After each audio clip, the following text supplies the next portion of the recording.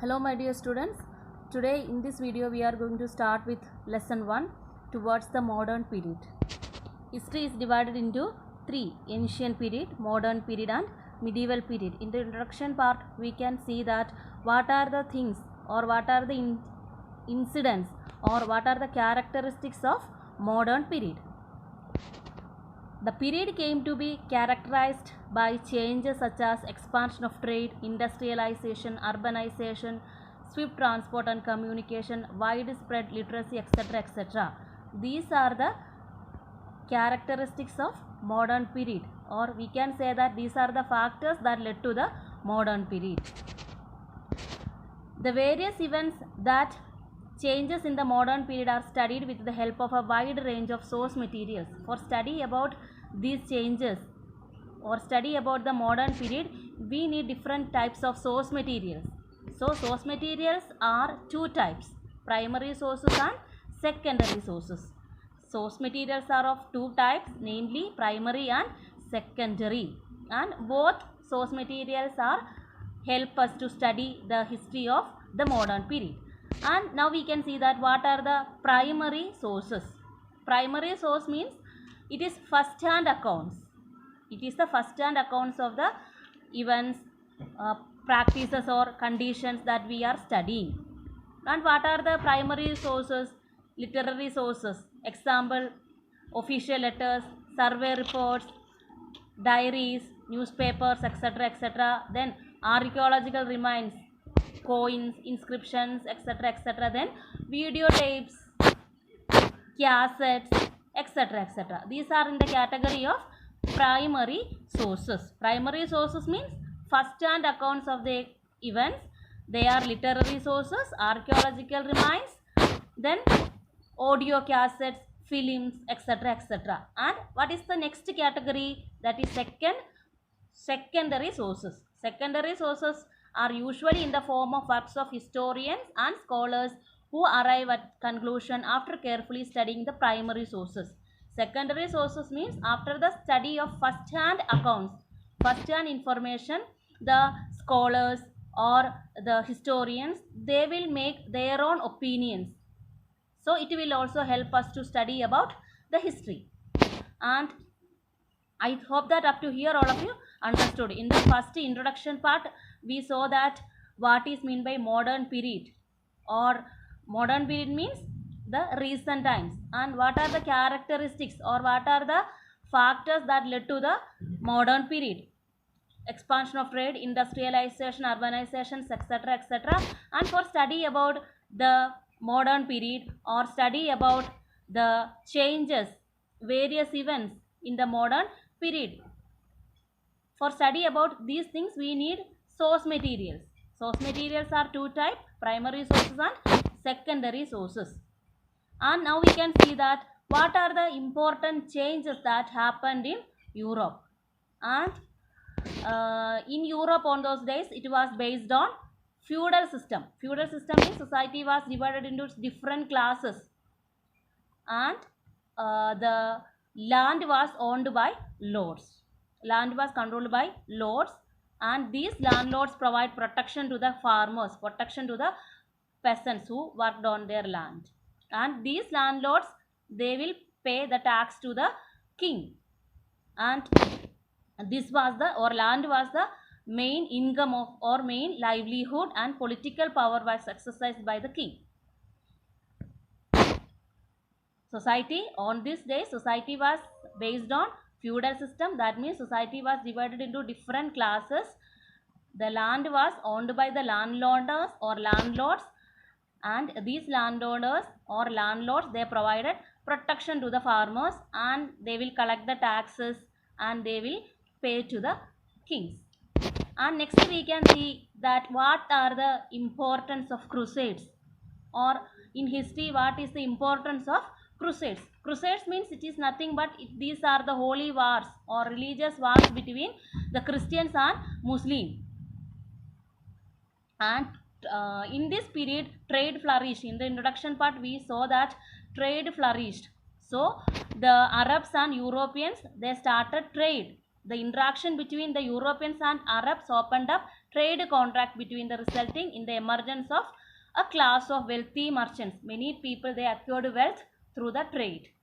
And next we can see that another class of people, they are middle class. Who are they? The wealthy merchants class, along with professionals like doctors, lawyers and teachers, exercised a lot of influence in the society. And these wealthy merchants and the professionals, they made a special or important part of the society. They become the important part of the society, and we can call them middle class.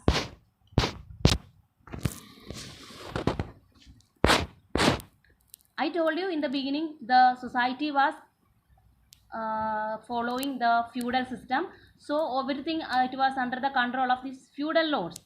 And the middle class, after the emergence or after the coming of this middle class, they become free from these landlords, or the size and importance of the middle class grew, and it became the most influential section of the society. They supported strong rulers and helped them establish new states that were free from feudal control. They made a new social system, or they help the rulers for making or establishing new state, and this state, it was free from the feudal control.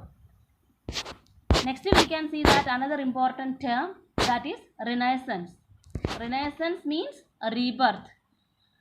Renaissance means rebirth. And on those days, the medieval period or the medieval Europe, the church allowed very little freedom of thought to the individual. In the medieval Europe, church was in the apex portion. The common people, including king also, they were under the control of the church. And they give more importance for God and religion. But the revival of Greek and Latin learning led to the cultural movement called Renaissance. It means rebirth in French. And it began in Italy. Renaissance, it began in Italy. Slowly it spread to the other parts of the world. And what are the important characteristics of Renaissance? The spirit of scientific inquiry and humanism. Up to those days, the people, they give more importance for God and religion. But after the Renaissance, the people, they realized that human beings are important, or we have to give more importance for science. The spirit of scientific inquiry in the urge to ask questions and seek answers in the scientific method through observation, experiments and logical thinking. By applying the scientific method, God is secondary. We have to give more importance for science and the emotions of human beings. And here we can see that some inventions or some discoveries in the field of astronomy. Nicolaus Copernicus, he discovered that Earth revolves around the sun. The church was not ready to accept this discovery.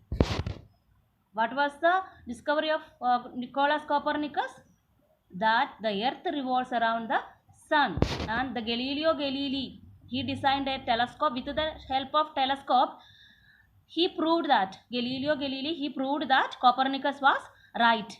For protecting the beliefs of church, the church forced Galileo to admit in public that he was wrong. And here we can see that many learned rulers of Europe encouraged scientific studies, except church. Many people or many learned rulers, they encouraged scientific studies, or they give more importance for science. And this period also saw many inventions, printing being a major one. And in this period, Bible was translated into English and other European languages. And in 1456, the first printed book, the Gutenberg Bible, was brought out. Okay, these are the important points related with Renaissance. Renaissance means rebirth in French. It began in Italy, and slowly it spread to other parts of the world. And up to those days, the medieval Europe, the church controlled, or the church allowed very little freedom to the people, and they give more importance for religion and God. And what are the important or two characteristics of Renaissance? The spirit of scientific inquiry and humanism. Give more importance for science and the emotions of human beings. Okay.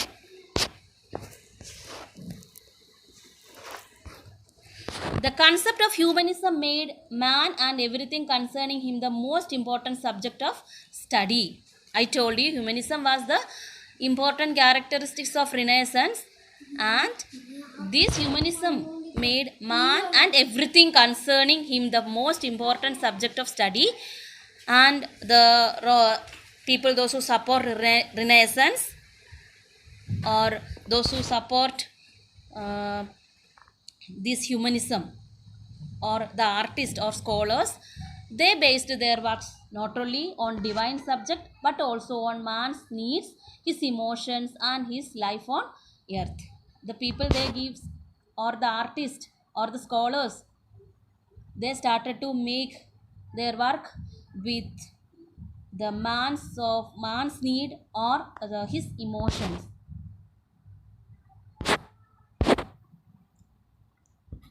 Next, we can see the importance of Protestant Reformation movement. What is the important characteristics of this movement, or what is the background of this movement? Pope was the head of the Roman Catholic Church, or the Roman Catholic Church led by the Pope, and he was the unquestioned authority. Common people, they do not have right to ask question to the king or question to the Pope. Church or Pope become the unquestioned authority.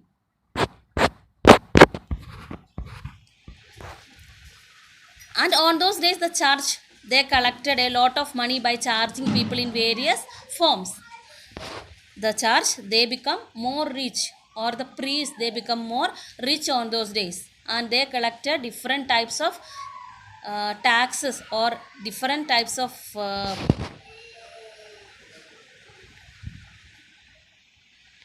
and I told you that humanism was an important characteristics of the Renaissance. The concept of humanism made man and religion, or man and everything concerning him, the most important subject of study. At the period of Renaissance, or in the time of Renaissance, the people, they realized that we have to give more importance for human beings, or we have to give importance for man and his emotions or his feelings. In the initial stage, the scholars or artists, they are also based their works related with religion or God, etc., etc. But slowly they also changed their topics. They also selected the feelings of human beings, emotions of human beings, etc., etc. Okay, and now we can see that another important Reformation movement, that is Protestant Reformation movement.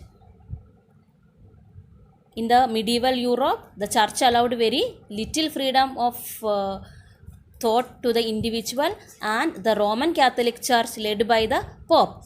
Pope was the head of Roman Catholic Church, and he had exercised unquestioned authority over the rulers and people of Western Europe.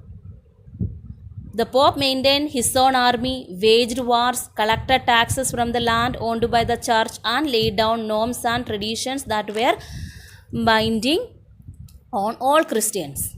The Pope he had exercised unquestioned authority. The common people or king, they do not have any right to ask a question to the church or the Pope.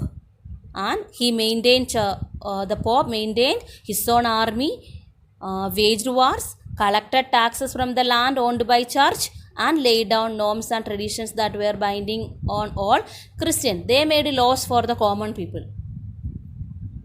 Pope or church, they made laws for the people, and the common people, they believed that those who are not obeying, those who are not following the rules that made by the church, or they considered as sinners. A Christian who disobeyed or questioned church norms was proclaimed a sinner and was denied all church services and was condemned to hell after death. They believed that those who are not obeying, not following, or those who are questioning the church, they people or those people, they will go to hell after their death. And the sinner, they were severely punished and could even be burnt alive. A sinner was severely punished and could even be burnt alive. And on those days, church collected or church accumulated a lot of money by charging people in various forms.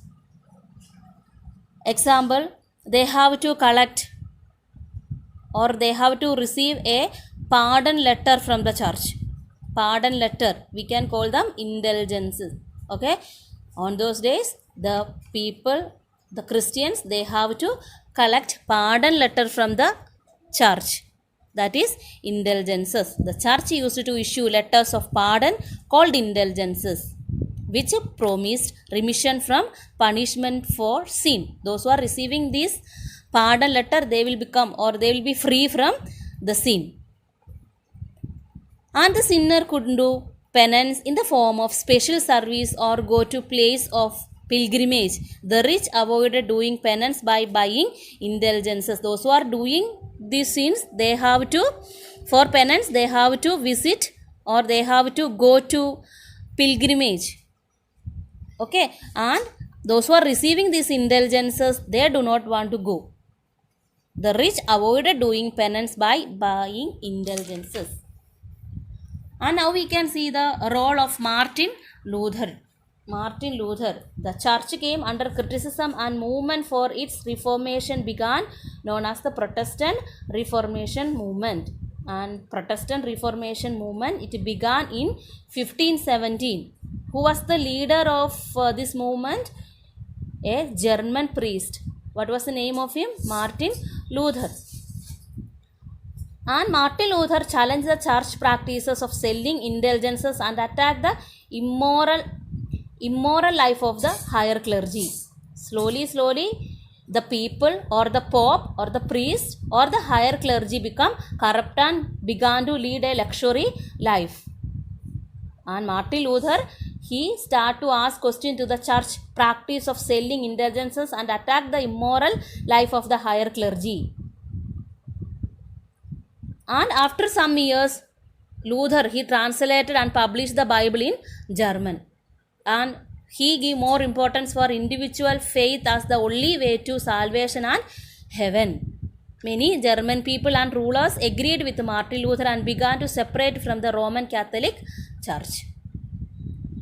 The Protestant Reformation movement split, or this movement divided Christianity into Roman Catholic Church centered in Rome. It was centered in Rome and independent Protestant church in different European kingdoms. The Protestant Reformation movement split or divided Christianity into Roman Catholic Church and independent Protestant church. And the Protestant Reformation movement had a lasting impact on Europe in its people. It brought about changes in their religious beliefs, practices, culture and society. Education became widespread as people wanted to read Bible themselves. Translation of the Bible into various local languages led to the growth of national literatures. The Protestant Reformation movement had lasting impact on European people or in the Europe. So up to here is enough for today's video. We are concluding here. Once again I will explain from the Protestant Reformation movement the background of Protestant Reformation movement. The Roman Catholic Church led by the Pope. Pope was the head of Roman Catholic Church and he became the unquestioned authority. He was the unquestioned authority. The common people or the king, they were no right to ask question to the Pope. And the Pope, he maintained army and collected different kinds of taxes from the land owned by the church. And the Christians, those who are disobeying or questioning the church, they believed that they will go to hell after death. and on those days the sinners, they got severe punishments and could even they burnt alive. And the church accumulated a lot of money by charging people in various forms, and the church, they started to sell pardon letters or indulgences. Those who are collecting or those who are receiving these indulgences, they believed that they will become free from their sins. And here we can see that the role of Martin Luther. The Martin Luther, he challenged the practice of church and selling of indulgences. It began in 1517 under the leadership of German priest Martin Luther. Luther, he translated and published the Bible in German, and he gave more importance for individual faith. And Protestant Reformation movement divided Christianity into two: the Roman Catholic Church and the independent Protestant churches. Okay.